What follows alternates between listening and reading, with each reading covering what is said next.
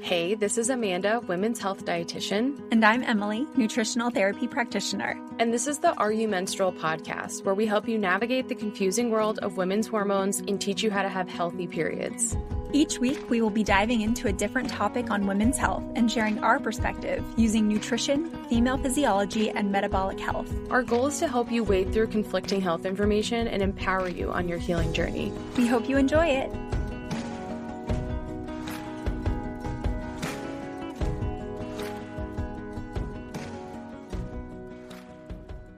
In this episode, I'm joined by Dana Monsees, and we are diving into some challenging but really important topics. A big one is around our relationship with food and how this can impact other areas of our health, which is something I definitely see a lot in practice. We're also going to be talking about the problems with intuitive eating and how to use nutrition from a neutral, non-diet approach.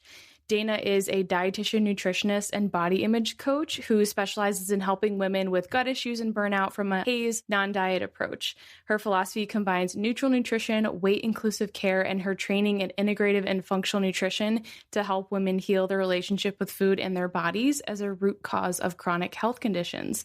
Dana hosts the Wholehearted Eating podcast, which I've been on before, definitely over 200 episodes now, so definitely go check it out, and has been running her recipe and nutrition blog, Real Food with Dana, since 2014. So I'm really excited for this. I was chatting with Dana on Instagram. We were DMing and just talking. I'm like, we have to do an episode all about this. So we're going to dig into that. So thank you for being here with me, Dana. Yeah, thanks for having me on. I'm so excited to be chatting again. I can't even remember. I feel like the episode that you came on my podcast was like over a year ago at this point. I think so. It's so hard to think back. Time is just like, who knows? We're in a vortex at this point. But yeah, I mean, I always love our chats. I love going deep into the, evidence-based nutrition and everything like that, and physiology and stuff that I feel like is really missed in the intuitive eating space. So I'm excited to dive into that too.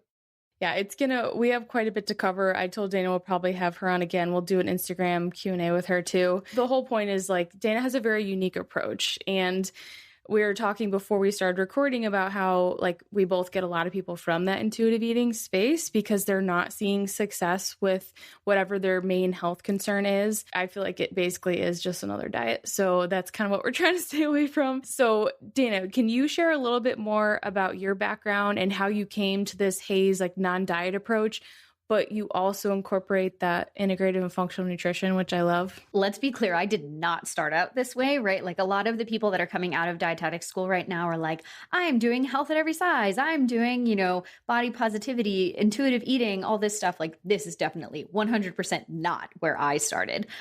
So if we want to go like way back, so I was an athlete growing up my whole life and was very, very body conscious. I was a swimmer growing up, which then eventually developed into what I would call orthorexia. I was never diagnosed or anything, which then turned into an eating disorder. And so that really got me interested in nutrition, which I think is kind of like a lot of dietitians in our field. That's kind of how we get into it, not necessarily from an eating disorder, but, just this like overwhelming passion for nutrition.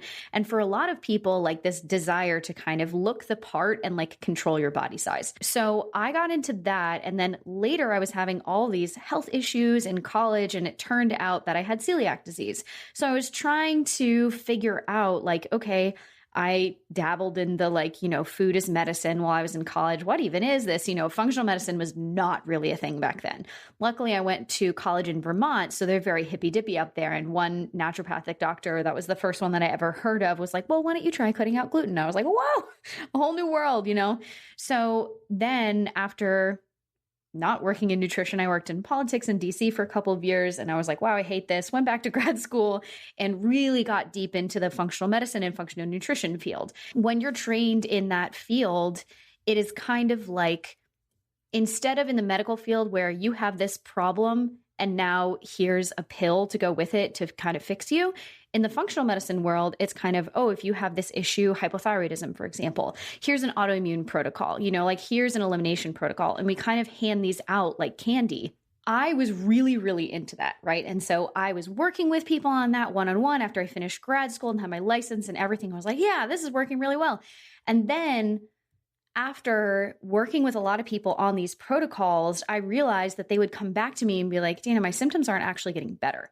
I was like, ooh, what is going on here? And then what happened next was kind of like a natural evolution, I find, of like the more people that you see, the more that you realize how big of a role stress plays in chronic inflammation and symptoms and everything like that.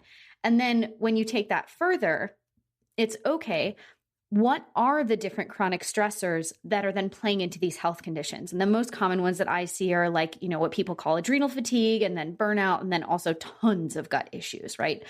And so what I found was the constant like thoughts and just spiral that people have about what foods they should or shouldn't be eating depending for their chronic health condition or for symptom management or to try and control their weight or their body image was one of the main stressors that was then contributing to all of these health issues. Backing that up, I was like, oh God, these elimination protocols, even though many of them are therapeutically designed, right? Like we know that. This isn't just, oh, try this diet for weight loss, which like a lot of people do too, and this plays into it as well. But when you've tried to figure out your health for so long, which is a stressor in itself, and now you have all these different rules and shoulds and everything floating around in your head, especially if you have not only one set of chronic health symptoms, but you've got a couple different either organ systems or physiological symptoms that are, let's say, going a little wonky here, you're trying to incorporate all these different food rules and shoulds and stuff. There's almost nothing left to eat. And then the stress of feeling like, oh my gosh, I shouldn't be eating this food, or I was really bad for eating this food, or trying to control the foods that you're eating for the sake of controlling your weight or your body image is a huge stress that most women in particular, but also men and people of all genders, right? Like really struggle with on not a day-to-day basis. We're talking an hour-to-hour basis, right? And so then when you think about that, everybody talks about, from the conventional medicine field to the functional medicine field, about how much chronic stress is an inflammatory process that can create all sorts of short and long-term health conditions. But what most people are not talking about is how this chronic stress of food and what I should and shouldn't be eating to manage my chronic health conditions or to try and, fix my body image or whatever it is really acting to a detriment to our health. And so that is where I come in. I love that. It really is one of those approaches where you don't see it until you've seen a bunch of people. You're 100% right. I was the same way, like kind of traditionally trained in functional medicine and nutrition. And it's like conventional medicine with supplements. And that's the issue, that's why I'm obsessed with minerals now and focusing on the foundations, eating enough food. So many women are under eating or going through like kind of those like restrict and binge scenarios that are so stressful for your body. And so when you break all those layers back, like, yeah, are there short-term therapeutic things you can try? Yes. But is it going to help you long-term? Most likely, no, it's not. And it could kind of keep you on this hamster wheel of trying to figure out what's going to solve your health issue. It's like usually there's something deeper and most of us know what it is, but we don't want to address it because it's like the hard stuff. So I love that. And do you want to talk about a little bit more of like what HAES and like a non-diet approach mean and what they look like? Yeah. So HAES is an acronym for Health at Every Size, which honestly, when I first heard HAES, I was like, what is that? And how do you spell it? HAES is Health at Every Size, which is really on the one hand, a social justice movement that aims for, equal treatment for all bodies, right? And there's an important distinction. Like Health at Every Size is not saying that people are healthy at every size that they are, right? It is that health and healthy biomarkers and all of these things can exist at any size. And so it's kind of an antithesis to the, health equals thin, right? And being in a larger body equals automatically unhealthy. So the way that I put that into practice in my clinical practice is, unlike at a regular doctor's office, I don't ask anyone for their weight ever. And also the way that I measure health is not by the weight on the scale or someone's body size. So I'm never going to give someone a set of recommendations based on their body size. For example, if you go to the doctor and they're like, oh, you have PCOS, the doctor's like, oh, you should probably lose weight, to manage this. And the person's like, wow, I've never thought of that or tried that before. Like, no way, So in my practice, instead of being like, oh, well, let's just, like go for weight loss and just hoping that that's going to fix everything, because it's not. Like, if you need to do that, sure, you could cut a limb off and lose some weight. That's not going to fix your PCOS. What is actually going to fix, whether it's hormonal issues or gut issues or anything, are working on the lifestyle, behavior, nutrition, movement, modifications, and shifts that actually create changes, if we're using the case of PCOS, in your blood sugar and in your hormones, right? So when I say a non-diet approach to nutrition, what I'm focusing on is, again, those long-term health promoting behaviors from an add-in non-perfectionistic approach, because a lot of nutrition, at least from what we see, is very all or nothing. It's either you have to do this protocol perfectly or your symptoms are going to come back and it's basically your fault, which then can lead people to a lot of, like you said, Amanda, these like restrict binge cycles of people feel like they're being really, quote, good, and they're sticking to their protocols and everything. And then, we just had the holidays when this episode comes out. If people had, pumpkin pie or cookies or whatever, they then feel like they're a failure. And if they're having a flare, they think it's their fault because they kind of strayed from the protocol. So instead of using this kind of perfectionistic all or nothing approach, what I do is try and add in those things that we know are supportive to different health conditions or to health in general, right? Like, everybody knows that movement is beneficial for your health. But setting a goal of, I'm going to go to a CrossFit class 7 days a week, and if you only go 4, then you're getting mad at yourself. What if we celebrated that you're doing something, that you're moving, and hopefully you're enjoying, and there's no, shame or guilt or anything involved with it. But then with like nutrition, for example, if we use PCOS, if we use hypothyroidism, whatever, we know that there are minerals, that there are nutrients, that there are other things that have been shown in the research to be beneficial for these health conditions in therapeutic doses. Why don't we work on adding those in via food, via potentially supplements if there are deficiencies in your blood work, rather than you need to do this very specific protocol. You need to cut out all of these foods. You need to cut out all potentially inflammatory foods. You have to be drinking X amount of water per day. You have to be meditating this many minutes a day. And it's a whole like wellness productivity checklist that is realistically completely unattainable for someone who has a job, who has a family, who has other things going on, So yes. Fatigue. Everyone's dealing with like whatever symptoms. If you have PCOS, you're probably tired. You might not have like great sleep. You might have really poor appetite. So you have a hard time eating enough during the day. Like, there's so many things that are going to make it harder for you to apply all those things at once anyway. Right. So if you, in that example, if you go to a nutritionist, a dietitian, whatever, and they're like, okay, here's your meal plan for PCOS, and you have to meal prep on the weekends, and you have to blah, blah, blah.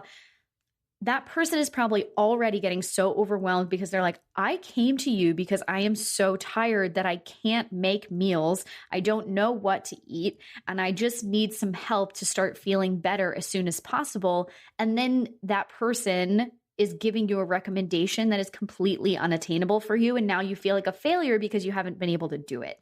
So instead of that, it's really trying to meet my clients and my patients where they are and working on adding things in. So an abundance-based mindset rather than an elimination, restriction, all or nothing mindset. And I feel like this mindset can also go for anyone listening to this podcast, right? I think I get a lot of people inside my Master Your Minerals course, they sometimes get frustrated because they're like, okay, well, I have this kind of stuff going on. My hair test shows me this. I'm like super stressed. My minerals are very depleted.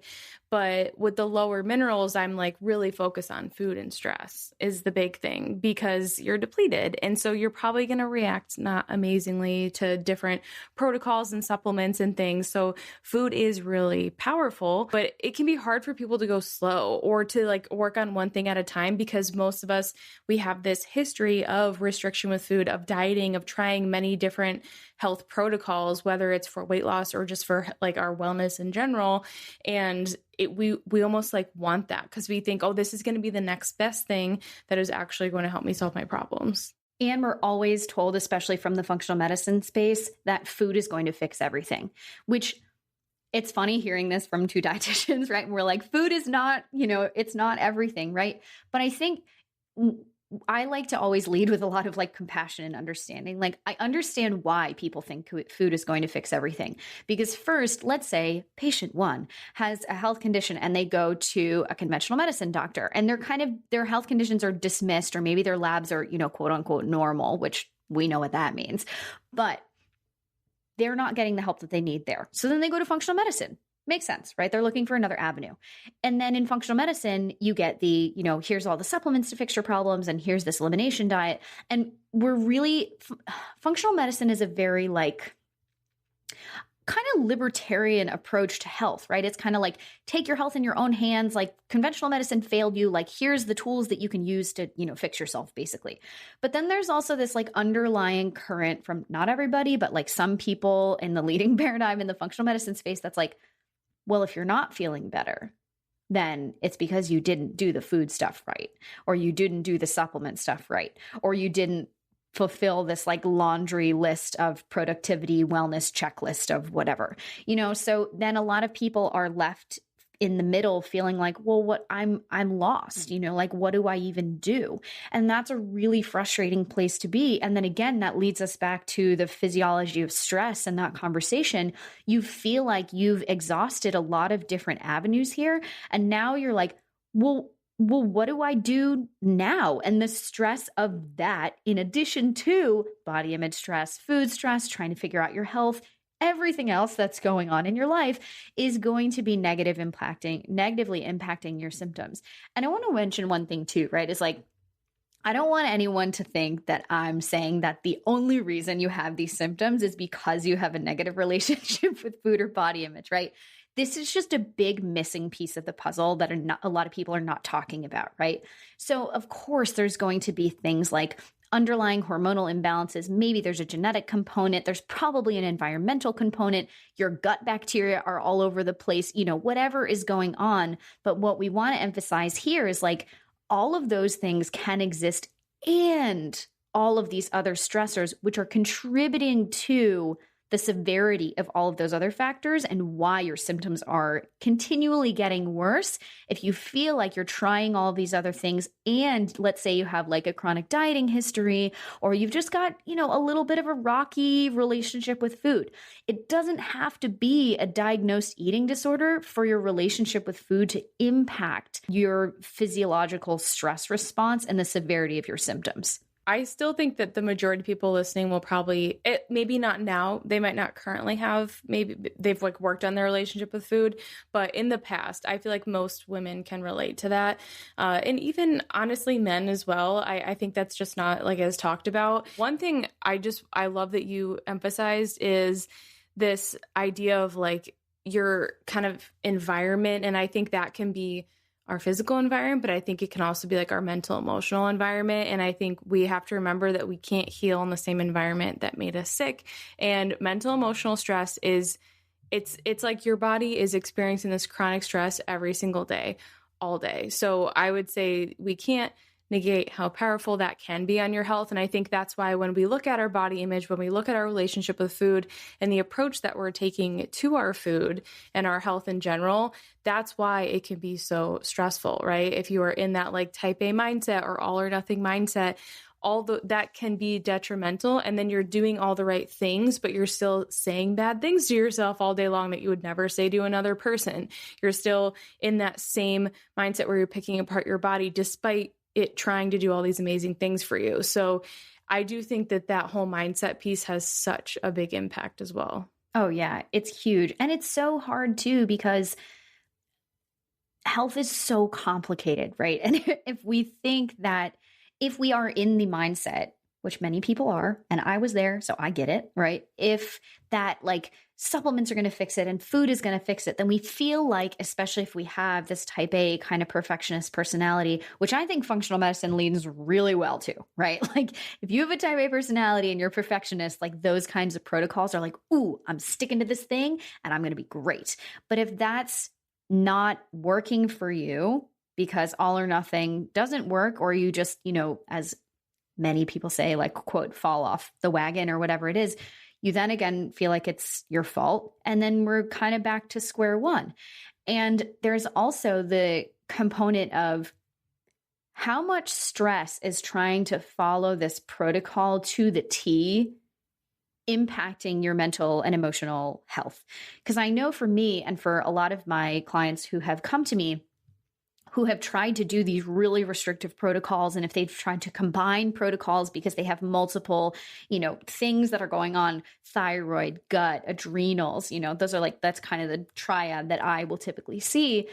If you try and combine a thyroid protocol with an adrenal protocol and you've got SIBO or you've got, any of these other things, you're left to eat with almost nothing.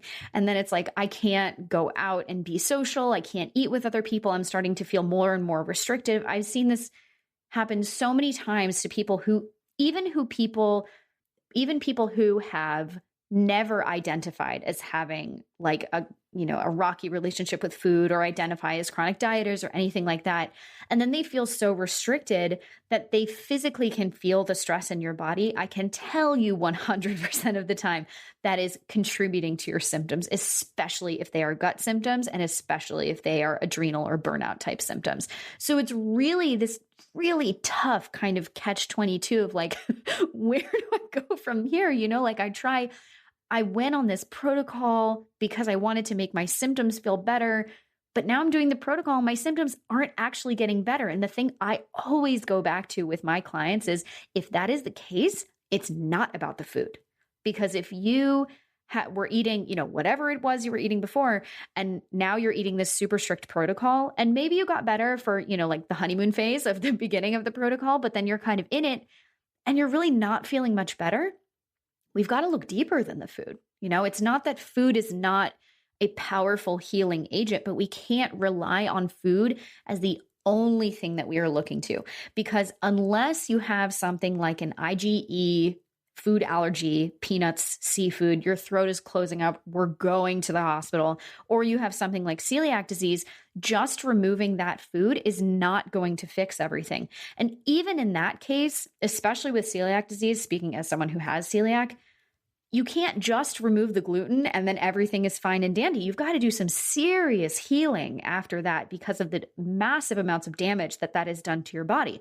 So again, food is a powerful component of this, but if you're stopping after looking at food and you're not really diving into anything else as a potential cause or like healing agent, it's time to go a little bit further and give yourself permission to do that and be like, it's okay if I wasn't perfect on this protocol, right? Because food is not the only thing that is contributing to my symptoms. Or supplements, guys, we don't have to be perfect. Like some people are like, oh, I forgot to take this, like, especially with gut protocols. I'm like, you can't mess up a protocol. In my opinion, I don't think it's possible. Yes, we do certain things if you have something really big going on, or like, for example, that celiac health history. It's like, of course you might do specific things when the person is ready and it's an appropriate time in their life, like stress wise. But even so, I'm like, it's okay. Like, it's really not a big deal. We're just going to continue on, pick up where you left off. Your body's going to figure it out. Also, your body doesn't just stop working hard when you stop a protocol. So that's a good thing to keep in mind too. And so the way that you approach this and work with people on this whole idea of, okay, let's optimize your nutrition, but in a less like prescriptive way, is you call neutral nutrition, which I love. Can you tell us more about like what's your definition of neutral nutrition and then some ways that we can all kind of start practicing this approach? Yeah. So when I think of neutral nutrition, I think of an evidence-based approach to nutrition, but in a non-perfectionistic way. And again, going back to that, like adding in rather than focusing on taking away, because for so much of health, what we hear, especially going back to the functional medicine world, is like you have to eliminate in order to get better, right? Which in the research is not actually true. Like there's plenty of research that supports adding in, for example, minerals like Amanda's specialty, and all this other stuff to help with chronic health conditions or just health and wellness in general. So when I'm thinking about neutral nutrition, one of I have heard is the most helpful things that I do with clients is neutralizing everything that they think they know about nutrition, right? So not only starting with like, oh, this is a good food and this is a bad food, it's thinking about, no. There's no food that's inherently good or bad. There are foods that have different nutrient values in them. This is neutral, right? Oranges have more vitamin C than Kit Kat bars do, right? But that doesn't mean that a Kit Kat is a bad food, right? So if we can start to think about it in that way, and the way I teach this to little kids, because I teach Girl Scouts sometimes, is each food has different superpowers to it. And I'll talk about, the colors of a rainbow. And this is why foods exist at different colors of nature and everything like that. We can start to think about that with different foods, as there's no moral hierarchy of foods. If you're not a good or bad person if you eat certain foods. If you have a chronic health condition, or if health is one of your, primary things that you go for, yeah, it would be great to add in more nutrient dense foods depending on the thing that you're working on, thyroid health, PCOS, gut health, whatever it is. But we don't have to eliminate 100% of the time all of these, quote unquote, bad foods, just because they don't have as high of a nutrient value as of these other foods. And so part of neutral nutrition is really deconstructing what you think you know about different nutritional properties. And like, for example, carbohydrates is a big one that I go through with people, right? Because when we think about, like, colloquially, carbs are bad. Carbs make you fat. If I eat this donut, it's going straight to my thighs, right? So when I take a neutral nutrition approach to that, of kind of, therapists would call this like reparenting, right? But like neutralizing those terms, depending on how sciencey your clients like to get, we can go to the, molecular backbone of carbohydrates and really break it down. Because what I find is, if people do have this kind of complicated relationship with food, or we have a lot of shoulds around what foods we should and shouldn't be eating, well, let's break it down. What are the body's needs? The body needs carbohydrates for energy. There are different sources of energy. There are different ways that carbohydrates break down in the body based on if it's a starch, based on if it's glucose, based on whatever it is, right? And so to whatever level is the most helpful for them, going back to really the science, and the evidence-based research and everything like that can help neutralize things for people. So we're no longer looking at things in like a good or bad way, or kind of like a hierarchy of foods. It's just realizing, okay, well, I've been really tired today. I'm really tired around this time in the afternoon. And then I get to the end of the day and I'm starving and I feel so bad about it because then I binge on all of these things. Okay, well, let's rewind here. What were the things that you were craving during the day? What are the things that you typically binge on? Like, when do you typically get hungry? What are the things that you're eating during the day? And so all of that can give us information, instead of saying like, oh, I'm such a bad person for having, chocolate cake or something after dinner today. It's, well, if you were craving chocolate cake, it sounds to me like you were craving iron and magnesium. It sounds to me like you were craving carbohydrates. It sounds to me, and breaking those things down and then saying, well, it makes a lot of sense that you're craving these things because you're on your period. We're actively losing iron and magnesium, and shedding your uterine lining is exhausting, right? So it makes sense that your body's asking you for more energy, more iron, more magnesium, all these different things. And my clients will have these light bulb moments and they're like, that makes so much sense. And I feel like I've been no wonder I was beating myself up about it, because we receive all of this negative messaging, especially around any food that has the potential to make us gain weight, right? So just carbohydrates are one example, because I find those are just generally the scariest foods to work through, right? But it takes a while. And so if you find yourself, if you're listening to this podcast right now and you're like, oh, I could never eat that food, or here's a big one, I feel like I should only eat that food in moderation. Why? What is it about that food? And then really break that food down. And we can do this with processed foods too, like Oreos. They're basically entirely carbohydrates, right? So if you're craving something like Oreos or candy or whatever it is, what that tells me right now, without knowing anything else about you, is that your blood sugar is probably low.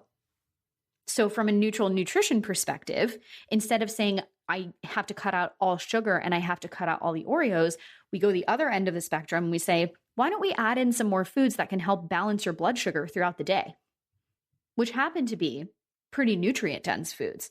And then if you still want the Oreos, we've already covered a lot of our other nutritional bases. That's okay. You're probably not going to eat as many of them because we've covered a lot of these nutritional bases. If we get to like, now I'm eating all the Oreos, but it's not a physical hunger or a mineral thing or a cravings thing, probably an emotional or stress eating thing. And then we dig into that piece, which is entirely separate. So I love that neutral nutrition approach. And have you trademarked that or? No, but I feel like I should. You should. In my mind, I was like, I think I know exactly what that means, but I think that's a perfect breakdown. And that's how I practice. I'm like, if you have a craving, I look at those as a symptom, right? Everyone wants to look at a craving or something like that as such a bad thing. It's like, nope, it's a symptom. It's your body trying to communicate with you. It is not a bad thing. Our bodies are so smart. They're wired to keep us alive and keep us safe. That's why we get those cravings, right? If you have low blood sugar, that's not good. Your body's going to have to fix that. And so the way that it's going to do it is to give you that craving at first. Eventually we have that suppressed appetite, which isn't great. But I like that you especially highlighted anything that has to do with weight gain or leading to that weight gain. That's where it's so hard for people to get past it. I do see a lot of that. I'm very hormone focused, and I honestly don't really talk about weight a lot because I'm like, I just don't care. We do have an episode coming out on that though, because I know it's a struggle on the healing journey. I went through it. We've all gone through it, especially if you come from that like super restrictive background. But again, like your weight tells me very, very, very little about your health. To me, it's a symptom. I look at it just like any other marker that we have, but hormones are huge. And so people will feel very connected to things that are going to impact their hormones, and they'll really want to like hyper focus in on that.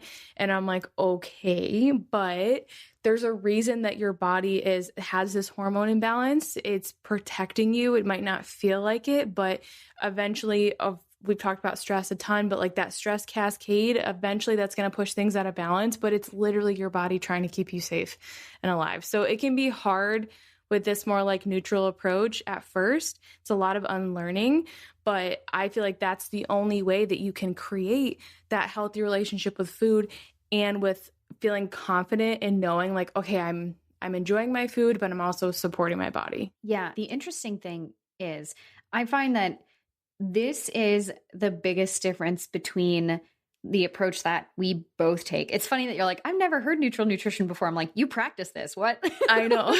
I just didn't know the term. I'm like, I love this. I think we might have made it up. But so this is the biggest difference between me and kind of like the intuitive eating world, and what I would say the perception of the intuitive eating world is, and how it's practiced by a lot of people. Now, the ironic thing is, and I'm not an intuitive eating counselor. I've just done a lot of my own research, right? But one of the principles of intuitive eating is including, I think, what they call gentle nutrition, right? Which is a lot of this stuff. But I find where this is the most difficult for people who are coming from diet culture or elimination protocols for health conditions and everything is that is the very last step. There are 10 steps, and you don't get to do the gentle nutrition stuff until you worked your way through all of the other things, which if you're someone who's been struggling with a chronic health condition or symptoms, or you're just trying to work on your health and like unlearn this stuff, you don't want to wait until you get to step 10, which for some people can take months and months and months to get there. So what I try and do is combine the unlearning the diet culture stuff, working on the body image, working on the relationship with food with the neutralizing nutrition stuff, so that at each session that I have with my clients, or whether you're listening to the podcast or whatever it is, you have actionable things that you can work on. You feel like you leave a session or you leave the podcast, oh, here's something actionable that I can do. Whether it's an unlearning step or it's adding something in, you don't have to wait to start working on that. And I feel like a lot of people kind of get lost in the shuffle there, because if you're someone who's been dealing with symptoms, or you have a chronic health condition or an autoimmune disease, and you go to that and they're like, yeah, just eat all foods, like it doesn't matter. You're like, no, that's not how that works. If I listen to my body, it's telling me not to eat these foods. And so I feel like some intuitive eating practitioners, who I would say are probably the ones who are not intuitive eating certified, but they're just kind of, they're like intuitive eating on social media or whatever without the actual training, is you'll hear a lot of rhetoric around like, oh, just eat whatever you want. Nutrition doesn't matter. Like it's not evidence-based or anything like that, which again is kind of funny to me, because if you do go by those intuitive eating principles, they are evidence-based and they do go by, research and everything like that. But it just, in my opinion, it takes a little bit too long to get there. But so then you have these people who are just kind of caught in no man's land. They've come from elimination diets. They've come from diet culture. They've come from trying all these protocols and they're not feeling good. They're like, well, intuitive eating is this new cool thing. Like, let me try this too. And they're like, whoa, that's not going to work for me. And then they're stuck in this no man's land and they don't know what to do. So this is why I'm so passionate and trying to yell from the rooftops about there is a third way here, because a lot of people are just floating in the middle. And it makes so much sense to me why they then just go back to elimination protocols. Because to be fair, a lot of people do feel better, at least temporarily, cutting out all those foods or, whatever it is, until the point when they've been doing it for too long. And for example, if they've been doing low FODMAP for a long time, now you have no gut bacteria. Amanda's my head, I'm just like, why? Head rolled, eye rolled up to Venus, But they're now starting to have all these other issues because of stuff like that, or it's taken a mental and emotional toll on them. And now they're back in no man's land and they're like, I don't know what to do. So I'm just kind of like, come to the middle. We have cookies and they won't make you feel bad. That should be on a t-shirt, I feel like. It's not that I don't like intuitive eating. My take, and my friend Michelle Shapiro, do you follow Michelle? Yeah, she's amazing. We talk about intuitive eating all the time, and I have such big problems with it because the big one, and she did a post on this, was it's very privileged. And in my opinion, that's how I look at it. I'm like, I cannot even fathom how we expect people to already know what it feels like to feel good. It's not fair. Well, it's not fair. And it's that also, which this is one of the most ironic things to me, is a lot of people, especially when they're coming from the dieting space, elimination protocol space, or a chronic health condition, they don't know how to listen to their bodies. How are they supposed to tell let's use an extreme example. If you've had an eating disorder, you have learned to suppress your hunger signals and to negative react to your fullness signals. So how are you suddenly supposed to just strip all of those rules away and then be like, I only eat when I am hungry? For anorexic patients, they're not hungry, right? For a lot of them. Yeah. So if someone is hormonally jacked up, right? If your cortisol is all over the place, your hunger and fullness signals aren't in place either, right? So you're not going to be hungry in the morning. You're going to be hungry at weird times during the day. And if you're listening to those hunger signals, which are not the optimal hunger signals, then that might look like you only eating once a day or twice a day, which is not nearly enough food. And then your cortisol levels are going to be even more jacked up, right? So you're right. It doesn't assume a lot of things, and it neglects a lot of people who are in larger bodies and feel like I can't eat whatever I want, because if I eat whatever I want, then people are going to judge me all the time. I'm going to go to the doctor and they're going to be like, what the heck are you doing? You need to go back on this diet, right? And it doesn't really address a lot of these. There's not only one elephant in the room. There's a lot of different elephants in the rooms, right? So we need to do a lot of this neutralization before we can even get to the point of being able to listen to our bodies or neutralize foods or give ourselves unconditional permission to eat all foods, while at the same time getting to a place, especially if you have a chronic health condition, right, or food sensitivities or any kind of this stuff, unconditional permission to eat all foods also means unconditional permission to not eat the foods that don't make you feel good. And I think that is a big thing that is lost in the intuitive eating space, because a lot of these people who are staunchly anti-diet, right? And that's why I call myself a non-diet nutritionist and not anti-diet, because I feel like a lot of these people take it way too far. And I mean, I've even heard some of them say the only reason you should ever not eat a food is if you have celiac or a peanut allergy. And it's okay, so if I don't have diagnosed celiac disease, but I eat gluten and it gives me disaster pants, you're saying that's still a great idea for me to eat on a daily basis. That's not listening to my body again. So there's a lot of misconceptions and like crossed paths and all of this different stuff. And so what I would say is, and I'm not knocking people who love intuitive eating either. Like I want people to find what works for them.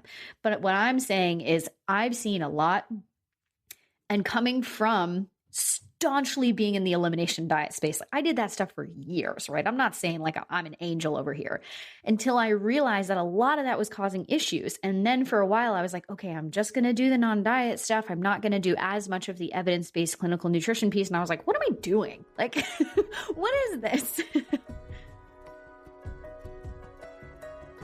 Hey, Amanda here, just giving you a quick break, hopefully a break for your brain in the middle of this podcast episode, to remind you that if you haven't gone through our free training, Optimizing Hormone Health Through Mineral Balance, we really do recommend starting there. And the main reason for that is because you're going to hear us say things like mineral foundation, having a solid foundation. Are you putting the foundations in place? Especially as we get deeper and deeper into different hormonal topics and specific imbalances in the body, the mineral foundation is always going to be so essential. So if you haven't watched the free training, you can find it in our show notes, or you can go to hormonehealingrd.com and it's going to be right on that front page there. But we really recommend starting there so that you can understand how is your current mineral status, how do you assess this, and how to get started with all that, just so you can get as much as you possibly can out of the rest of the podcast episodes. But that's it. I hope you enjoy the rest of this episode. Yeah, it doesn't have to be one or the other. And I think that's what gets lost. And I mean, I've seen intuitive eating do amazing things for people. And it's all like, what season are you in? But those people did already have some knowledge on nutrition. And so it's not the same. And I feel like if you're entering in that space and going through the steps and you don't have the knowledge, which you won't learn until the end, then it's just not fair. And like you said, I'm so happy you mentioned people that are in larger bodies. It is so true that it's not the same, and there is way more pressure, or they might have other health conditions. Like obviously that's not always the case, but I have a lot of clients with PCOS that are in larger bodies and they can't get the healthcare that they need because their doctor just tells them to lose weight and eat less, tries to put them on an appetite suppressant. And I'm like, they're already not eating enough, so please do not do that. We did so much hard work to get where we are today. And even though they're not necessarily losing weight, but they're seeing like, oh, their cycle is more regular and all that stuff. But I've had people that come to me from that intuitive eating background where yes, it helped their relationship with food. It helped them get over like certain food fears, but then they just were feeling more fear in general because they're like, well, I haven't had a period for the whole year that I've been doing this. And, that's not good either. So it's like, you have to find that balance. And I think if you enter intuitive eating with a little bit more nutrition knowledge, you're probably going to be really successful, and that's great. But if not, it's just can be really frustrating for people. Yeah. And I would even say, if you enter the intuitive eating space with more neutral nutrition knowledge, you're going to be more successful, because I find a lot of people, and I'm sure you get this too, in my like discovery sessions, I have a new client nutrition application before I see anybody. And sometimes I'll get like, I know a lot about nutrition, so like I probably don't need to learn about, and I'm like, okay, yeah, okay, sure.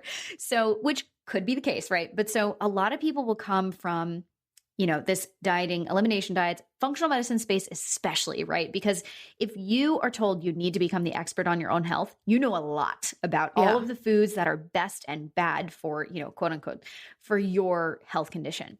So then if you go into the intuitive eating space and you have a list of good and bad foods for you, plus the general, good and bad foods for everybody, as they say, and you're giving yourself that tentative permission to eat things that you weren't used to eating or you weren't supposed to eat before, you're still in an all or nothing mindset.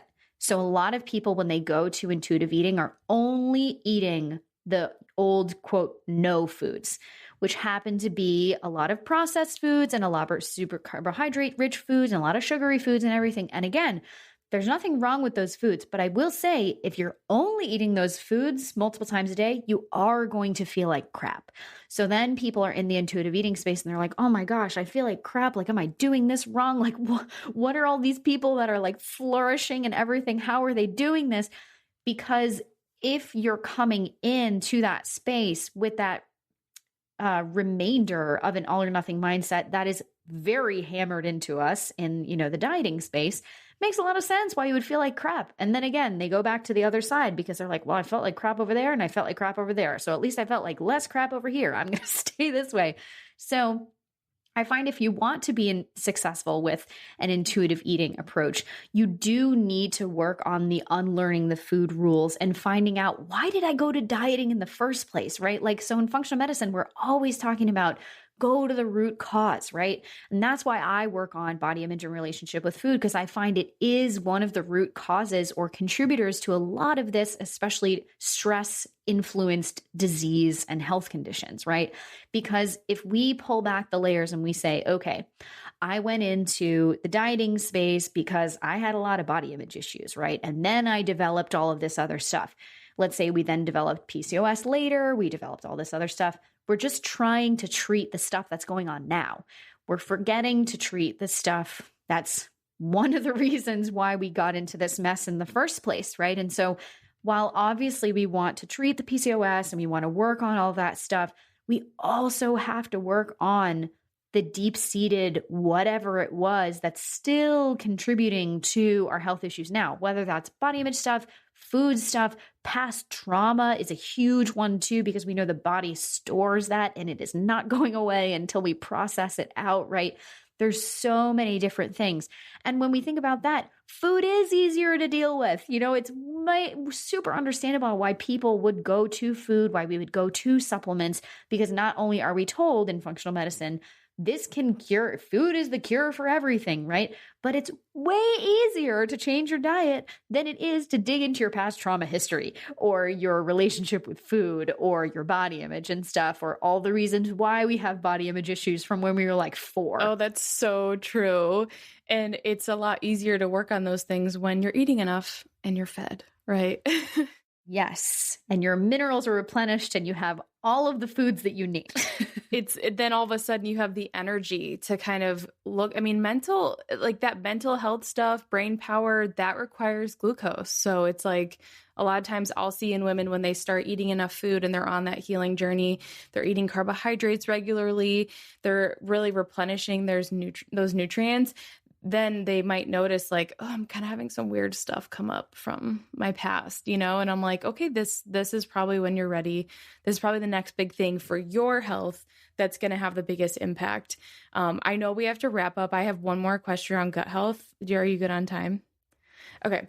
So we talked about like burnout, and I feel like that one's obvious. Obviously, if you are stressing over your food, your body image, what your health symptoms, I see a lot of obsession over symptoms, which is totally understandable. I used to do it too, because you're concerned and you want to take care of yourself. Those are obvious. Like we can kind of see how that leads to burnout. I love that you talk about gut issues a lot and how they are deeper, because people like they want to do a stool test, or sometimes they don't, and they just want to take a bunch of supplements and do a protocol. And I'm like, if you have gut issues, it's so much deeper than that. It's not from just a parasite. If you have a parasite, how did it get in there? Where's your stomach acid? So can you talk about how that relationship with food and body image piece can actually lead to gut issues in the women that you work with? Oh, yeah. Okay, so let's take, going back to definitions and things, let's take food and body image is a major stressor, right? And you're dealing with this every day. So when we're thinking about the physiology of the gut and the entire GI system, anytime you have a major stressor, you're no longer in rest and digest. You're in fight or flight, right? So then we think about the gut-brain connection and the vagus nerve and all of that stuff. And I think we talked about this when you were on my podcast too. So we can link to that episode because Amanda talks about this very well too. So if you are having, let's say you walk to the fridge because you are hungry for breakfast, right? And you open the fridge, you're like, I don't really know what I want to eat. And suddenly you're presented with all of these different choices, and you've got cereal and you've got pancakes and you've got eggs and avocado and you've got oatmeal and you've got all these other things. And now you're thinking about this, right? And you're thinking, wait a minute, I shouldn't have oatmeal because like, I know that's too many carbohydrates, and like I used to have SIBO, so I shouldn't be eating that. And then you're like, okay, well, maybe I should have eggs and avocado because I know that's got really good protein. It's got good healthy fats, but then there's no carbohydrates. And I know I need to feed my gut bacteria. And then it's just like this whole thing. And suddenly we have this, not only food paralysis, but like a thunderstorm that's going on in our brains, we're no longer ready to eat physiologically. We're not in rest and digest anymore. So we're not making salivary amylase. We're not making stomach acid. We're not making digestive enzymes. The body is not ready to activate the migrating motor complex to move that food through our bodies when we actually eat it. If this happens over and over and over again, which let's be honest, it does at least multiple times a day, we're not absorbing the food that we're eating. We're not absorbing the nutrients, the vitamins, the minerals, all of this stuff. We're also, every time you're in fight or flight, you're not producing stomach acid, again, which opens the gates for anything to come in. So if you had even a seed of any kind of gut bacterial imbalance, H. pylori, anything like that, and now your stomach acid is suppressed because you're stressed about your body image or you're stressed about food or whatever the reason you're stressed is, the gates are open, right? And so if you are a person who has really robust stomach acid and, your stress system is functioning in a way that's where it responds to a stressor and then you go back down to rest and digest and things are working well, you're less likely to actually get, I don't want to say implanted, but that's a weird word, but that's basically what's happening, like seeded with something like H. pylori or a parasite or a bacterial imbalance or SIBO or any of these other things, because you've got robust stomach acid. That's the main gatekeeper that's keeping things out. If our stomach acid is low because we're in fight or flight and we're not producing stomach acid, then it's more likely that those things are going to come in. Here's a sticky thing about H. pylori is not only is your body more susceptible to get it and actually get infected with it if you have low stomach acid, but H. pylori itself also creates lower stomach acid. So that's just the top half of the GI, right? Then we also know from research, and there's so much more research that's coming out about this recently, which I love, that the amount of stress that you have, and stress changes the composition of your gut bacteria. And we know this, and we can see this in stool testing as well. So like Amanda said, it's like, you've got a parasite. Okay, that's causing a lot of your symptoms. Where did it come from? And not only like, oh, I went on a cruise one time and, I had stomach or food poisoning and whatever. Why were we able to get this in the first place? And so when we are thinking about our body image and relationship with food and all of the different ways that it's impacting the GI system, it's from a structural perspective, it's from an enzyme perspective, it's a stomach acid perspective, it's a gut bacteria perspective, but then it's also all of the downstream effects of that. Because if we're not producing enough stomach acid, we're not breaking down proteins and we're not absorbing proteins, we're not creating all of the things that we need with amino acids, which is like literally everything. So neurotransmitters, like our hair, our nails, our skin, our muscles, like everything, right? And then we think about the gut-brain connection again. If I'm not absorbing protein because I have low stomach acid, because I'm so stressed about fill in the blank, I'm not creating enough neurotransmitters. My stress is also messing up my gut bacteria imbalance. So now I'm not producing enough serotonin or dopamine. Now our neurotransmitters are super depleted, which makes you have even worse body image and relationship with food because now you have those spiraling thoughts, right? And we've basically only talked about the brain to the stomach here. Like, there's so many different directions that we can go here. And this is where I really love to hammer home with people, because we can talk about why working on your relationship with food and body image is important until the cows come home. But what I find is the most impactful for people is when you bring in, again, that neutral evidence-based nutrition. So you're telling me that having H. pylori is not allowing me to create stomach acid, which means I can't create neurotransmitters, which means adequately, which means that I'm not able to produce that serotonin and dopamine, which means that my anxiety is high, my depression is also high, and I'm feeling real low.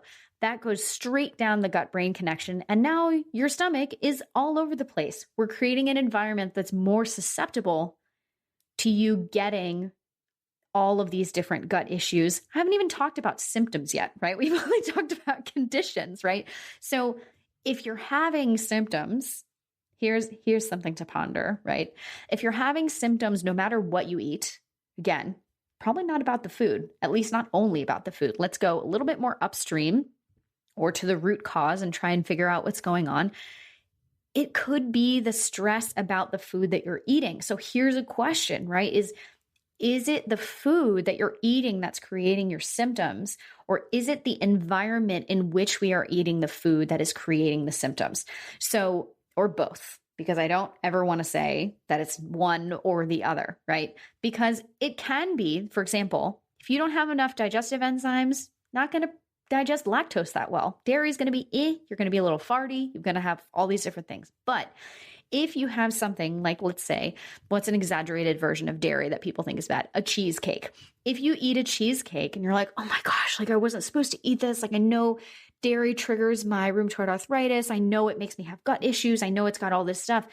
Now you don't have enough enzymes to break the dairy. So you're probably already going to have a little bit of gut issues, especially if you've got bacteria that love the sugar in cheesecake, right? They're going to be fermenting that stuff all over the place. But also, if we are eating this and within the, hour period around when we are eating it, we're entering into fight or flight as opposed to rest and digest because we have all these good and bad and shoulds and all these things about the food and our body image probably coming up, that's also going to be contributing to the symptoms.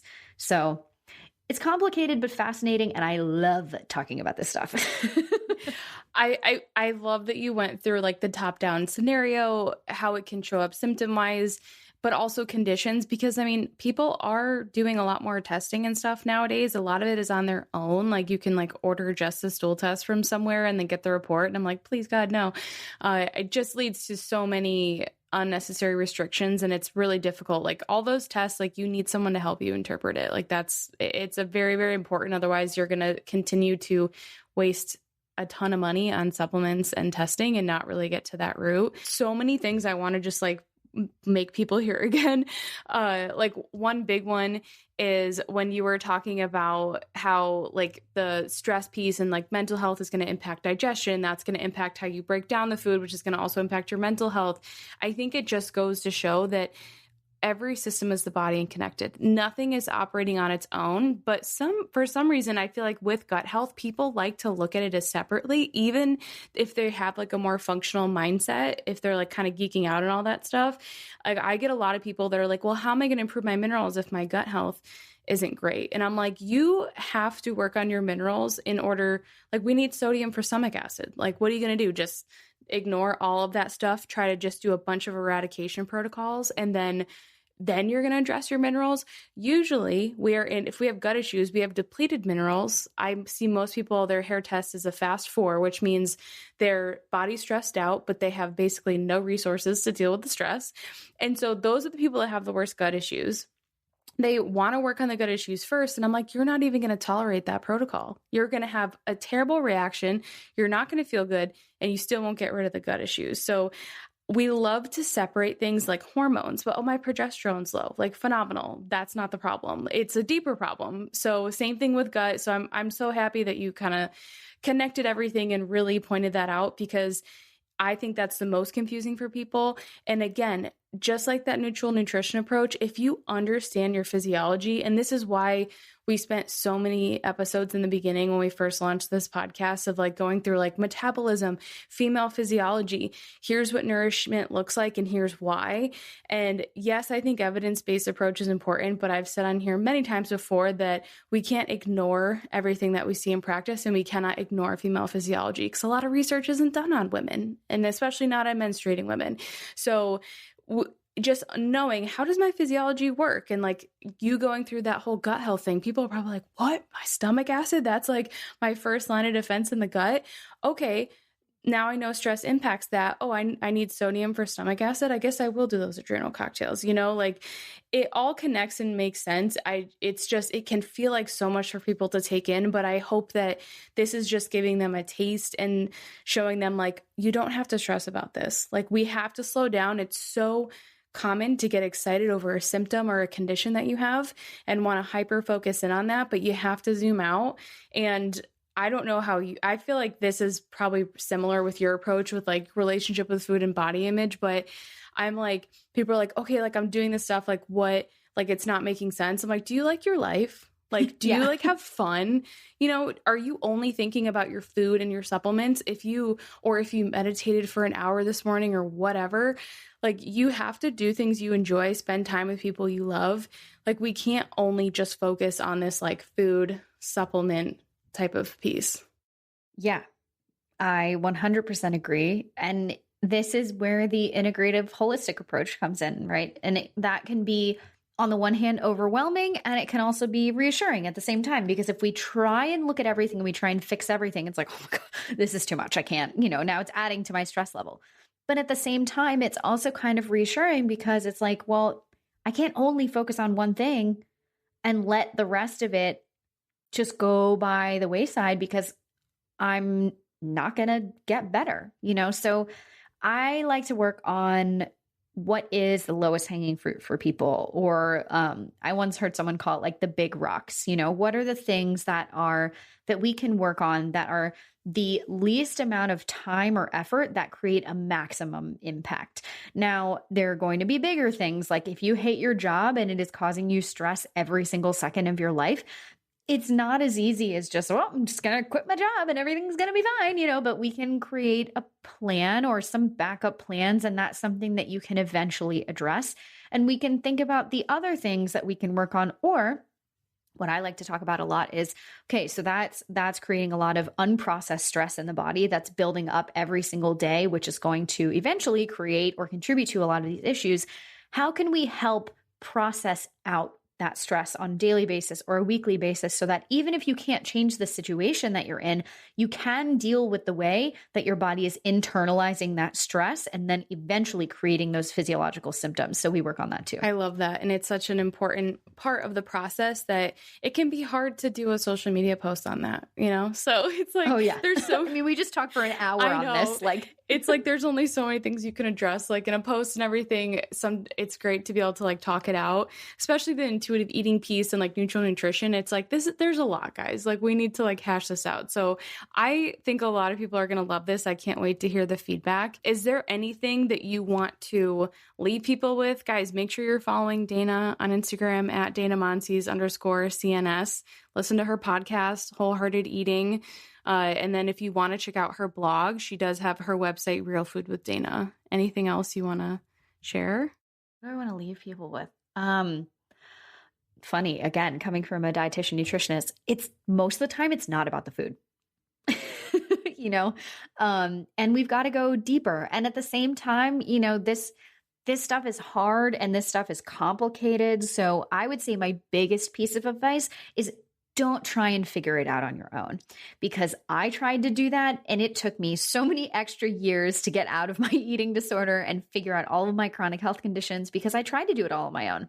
That is the kind of person I am. Even in my business now, I try and do everything myself and it's not great for me. Can lead to burnout occasionally. I know that's something that I tend towards, right? So if you're struggling with this, if this seems complicated, that's because it is. So I would highly recommend you get some help. And if you're reaching out to work with a practitioner, follow that person for a while, see what they're about before you just jump in and work with them, because someone may have an approach that works really well for a lot of other people. If it doesn't work for you, that doesn't mean you're broken. That just means you need a different tool for your toolbox. I love that. And definitely I check out Dana's profile, and it's so important. I get people that reach out to me and they follow all my stuff and then they want to know more. And I'm like, that's what you should be doing.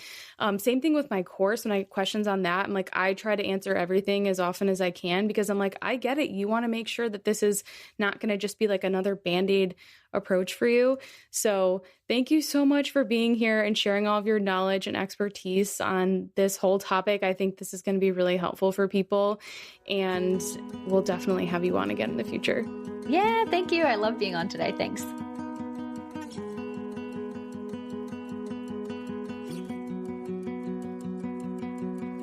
Thank you for listening to the Are You Menstrual podcast. If you enjoyed today's episode, please consider leaving us a review and sharing the podcast with someone you think it will help. If you are new here, we can't recommend enough to start with our mineral imbalance quiz. This is going to give you an idea if you are at low, moderate, or high risk for mineral imbalances. And then, of course, make sure you follow us on Instagram at Hormone Healing RD, and consider signing up for our newsletter. If you like nerding out and you are just loving these podcasts, but maybe you're a little bit more visual and you want to see things too, we go into a ton of detail in our weekly newsletter. So we would love to have you join us there. All right. Thank you. And we will see you in the next episode.